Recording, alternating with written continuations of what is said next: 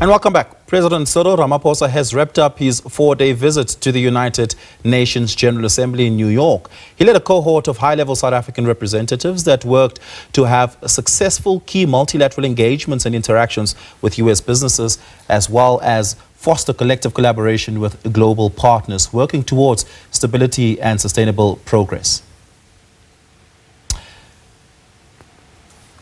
Well, we discuss this now with Sherwin Bryce-Pease, SABC News correspondent, coming to us live from New York. Sherwin, you had an opportunity to engage the president in a press briefing today. Quite a lot of detail coming out of there. But before we get into any of that detail, perhaps just give us a recap of what the president's week looked like starting Monday, which ended a few moments ago today.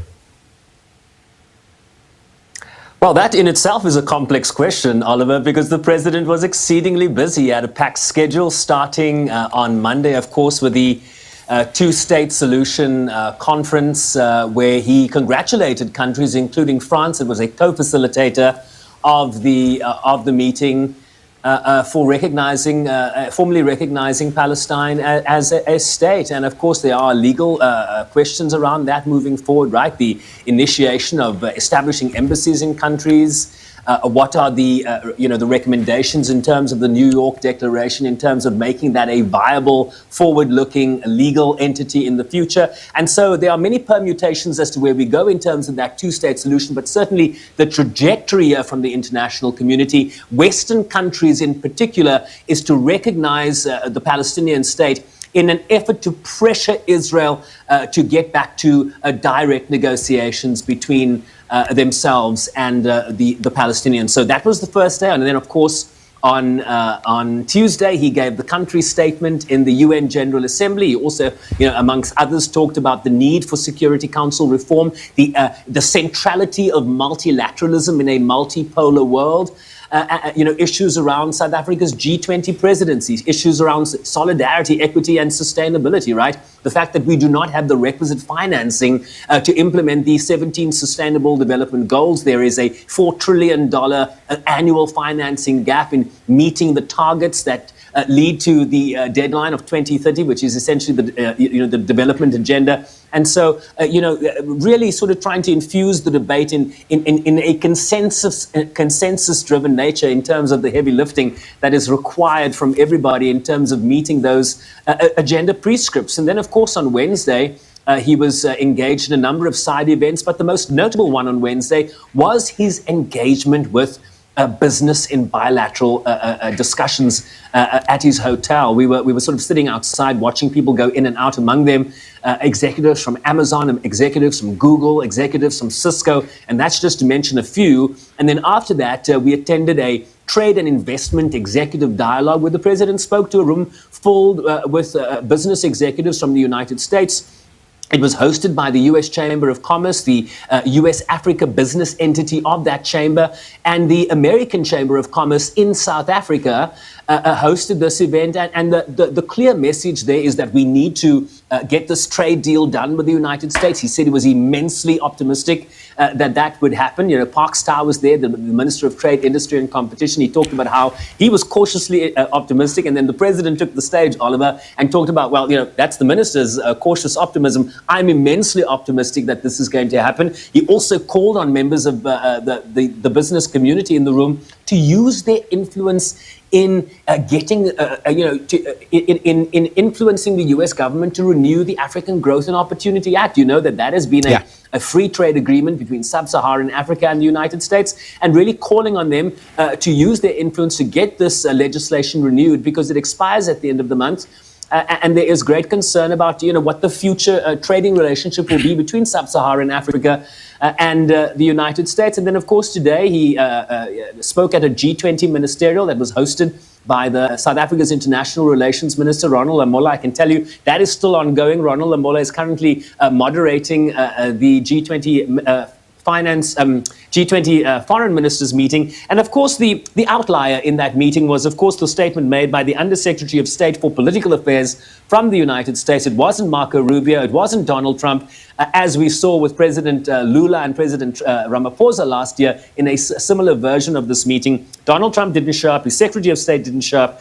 And the messaging from the U.S. is that the G20 is entangled in debates over ever political wedge issues, they said, issues like gender responsive budgeting, nation building, pandemic surveillance. They don't want anything to do with diversity, equity, and inclusion. They want to reduce the number of working groups, and they want to focus more on the core principles that engendered the G20, which is basically stability in the international financial system. So I hope that's a bit of a summary for you. Yeah, quite an extensive diary there that the president had this past week. Of course, part of the South African delegation work ongoing now. But I want us to reflect a little bit on the press briefing engagement that you had with the president earlier on. And of course, there were a number of issues there. Of course, his reflection on U.S.-South Africa relations, distinguishing that it's both trade and diplomatic, extensive talks on the negotiations between Putin and Zelensky. I think he, for the very first time, takes us behind the scene about how some of those negotiations unfolded. For instance, telling us that they tried to talk Zelensky out of his hardline prerequisites, and of course focusing on some domestic issues. Let's South Sudan and Sudan issue being one of the issues, and of course DRC and the semi-DRC engagement that South Africa had that we pulled our troops out of. But let's listen to what he had said on US-South Africa relations and reflect on that for a moment. I do believe that we have over time, even since the lights were dimmed in the White House, been having informal exchanges with the United States government, with a number of our officials, exchanging views and thoughts, and even going into the White House and talking to people in the United States various departments. We've now entered, as I said earlier, the phase of more formalized negotiations based on a text that we've received from them, which we're now going to respond to. And that, to us, is encouraging.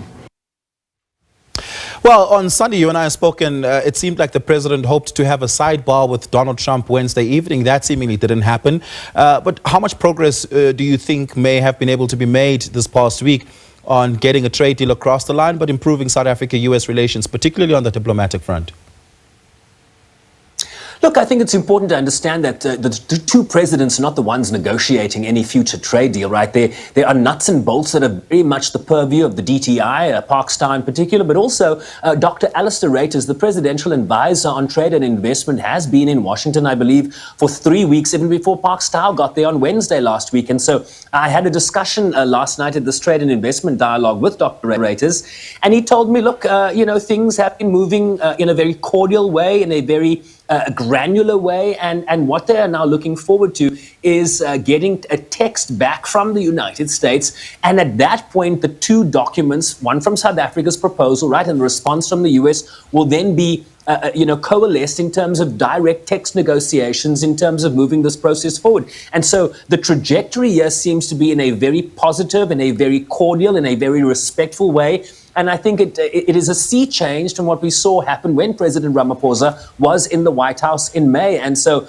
certainly the sentiment you are hearing from South African officials is that they feel we are moving in the right direction. But of course, the main goal of those negotiations is to reduce that 30% unilateral tariff that has been imposed, to reduce it or to eliminate it. And the question is, what are the gives and takes going to look in terms of what the United States wants here and what the South Africans want here? And what President Ramaphosa in that press conference emphasized is that there has to be a benefit to both sides here. It has to be a mutually beneficial agreement, and that very much is the focus of those discussions moving forward.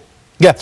Well, let's also then talk about some of the security crises that the United Nations had to reflect on. Of course, Israel-Palestine being one of those. But of course, one of the negotiations President Ramaphosa remains an important interlocutor in is that of Russia and Ukraine. It seems like for the very first time, he took us behind the scenes of what some of those negotiations look like. Let's have a listen at what he had to say on the Zelensky matter. We've met President Zelensky on a number of occasions, and a very good rapport has developed between us. And there is now acceptance of the role that South Africa is able to play, even in complex situations like this, where there are two warring parties, and indeed where there are other parties as well who are part of this. He recognizes that we are able more than many other countries, to talk to President Putin. And President Putin also recognizes that we are able to talk to President Zelensky. And in that way, we are seen as an honest broker, because we are transparent to them about what we discuss. And they have become convinced, I would say, that we don't take any sides. He also there offered South Africa up as a host for negotiations between Zelensky and Putin, of course, notwithstanding the fact that there's an ICC warrant of arrest out against Putin, and that South Africa would bear an obligation to arrest Putin if he were to come to South Africa. But take us into the president's reflections, which were a lot more extensive than just a clip there, about what he had to say and reflected upon in the ongoing negotiations between Russia and Ukraine. Yeah, one of the first takeaways, of course, that the president one of the first points he made, rather, was that there has been a shift in Zelensky's preconditions, right? He said in the year since he met Zelensky here at the United Nations, and I believe there have been subsequent meetings to that, Zelensky had preconditions for engaging directly with the Russian Federation's president. And the president's articulation of his meeting, his bilateral with Zelensky earlier this week, is that there are no longer any preconditions, and he's willing now to engage towards a ceasefire or a permanent cessation of violence between the two countries without those preconditions. So he felt that that was progress in and of itself. And then, of course, he offered this to us, that South Africa had offered to be a venue for future direct negotiations between President Putin and President Zelensky. And of course, that raises the issue of the ICC indictment that is out against for the arrest, or the arrest warrant for President Putin. And of course, that then triggered our investigations, and we had our background discussions with the president's legal advisor, and she pointed out that Article 16 of the Rome Statute says the following: no investigation or prosecution may be commenced or proceeded under the statute for a period of 12 months, Oliver, after the Security Council, in a resolution adopted under Chapter 7 of the Charter of the United Nations, has requested the court to that effect.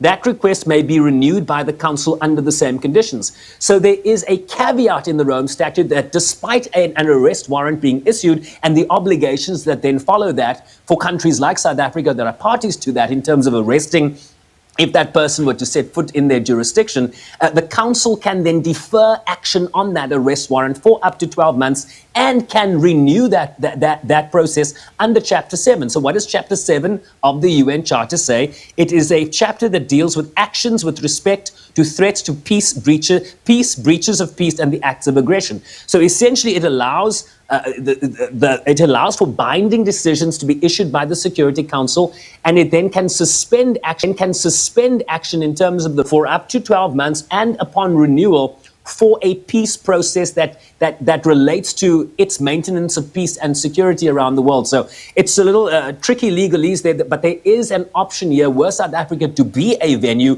that both parties agree to in terms of attending a peace summit or whatever you want to call it in South Africa. There is an ability, despite South Africa's obligations under the Rome Statute, were the council to act here. And remember, who are the permanent members of the Security Council? You've got the Americans, you've got the Chinese, you've also got the Europeans, right? You've got France and Britain. That could be a little sticky in terms of suspending the arrest warrant. And then you also have Russia there. And that's sort of a conflict of interest, if you will. Russia would basically decide to suspend action by the ICC and not being part of a member of the Rome Statute. So complicated, but there's certainly a path forward here were South Africa to host a future peace summit between these two presidents. Then lastly, the president reflected extensively on continental conflicts, Sudan, Rwanda, DRC, which were important part of those reflections. And I mean, parenthetically, also a little bit of a reflection on our bordering neighboring countries taking in American refugees in extension for, favorable trade relations, or perhaps winning over the rapport of the White House. And he seems to be a little bit bewildered about that. But what was some of his reflection on the continental matters? Yeah, so in terms of, there was a question asked of the president, were, the United States to request that they take prisoners or immigrants that have been kicked out of the United States, and the president sort of was taken aback by the question, but was happy to engage in a conversation with the United States, seeking to understand the reasoning and the rationale behind such a request. But the early indication, certainly from the tenor in the room, was that that was probably not something that South Africa was open to. There was also a question about South Africa's withdrawal from the Eastern Congo in terms of its contribution to the SAMI DRC, the SADC-endorsed peacekeeping mission that was sent into Eastern Congo. Of course, South Africa suffering a number of casualties at the behest of the M23 that was supported by Rwanda's defense force. And of course, mentioning in that context, the President Felix Tshisekedi's remarks here at the United Nations earlier this week, that despite the US peace deal that was struck between Rwanda and Congo, that fighting continued. We understand that Rwandan troops are still in Eastern Congo. And this was an issue that President Ramaphosa lamented in terms of, making the case that SAMI DRC withdrew there because it was to foster some trust in the peace process. But the understanding from South Africa was that other contingents, other countries would also withdraw, and perhaps that hasn't happened to the extent that it was desired. And so certainly a lot of pressure, given that the United States now is leading. The United States and Doha seem to have taken the lead in terms of peace negotiations. And remember, this is one of the 7 conflicts Donald Trump has consistently articulated around his ability to foster peace between nations. But of course, DRC and Eastern and Rwanda, it doesn't seem to be holding quite as well. Yeah, so it doesn't seem like Cyril Ramaphosa will be penning a letter to the Nobel Council on Donald Trump's intervention there just yet. But we're going to have to leave it there. Thank you so much for your time this evening. Really do appreciate it. SABC News correspondent Sherwin Bryce-Pease.